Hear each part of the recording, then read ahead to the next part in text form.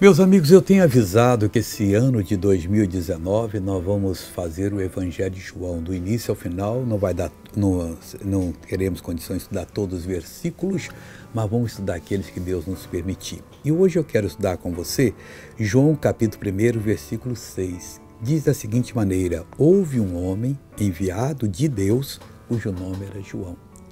Naqueles dias tiveram o privilégio de Deus não tê-los abandonado, porque um homem enviado por Deus e de Deus cumpriu a sua missão.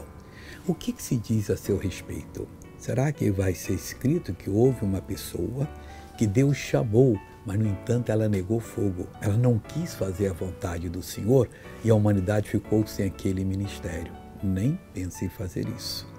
Aquilo que você sente que Deus quer que você faça, faça. Se Ele não está lhe enviando para diretamente na missão, Ele pode enviar você indiretamente, você patrocinando a obra de Deus.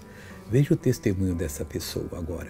Artrose que eu tinha muito tempo na perna, 2 anos, e estava travado, que eu não estava aguentando nem andar. Cheguei aqui na marra. Como é que você chegou aqui andando na marra? Mostra para mim. Assim que eu tenho engano. Quanto tempo é isso? 2 anos. Então anda normal agora, filho de Deus. Glória a Deus, aleluia. Agora eu quero orar com você, Pai. Estamos aqui para abençoar esse povo. E entre as pessoas que estão orando, há muitas pessoas com doenças incuráveis. Mas as curáveis e incuráveis vão ser destruídas agora. Eu determino essa obra em nome de Jesus. Fique liberto para a glória de Deus. Amém.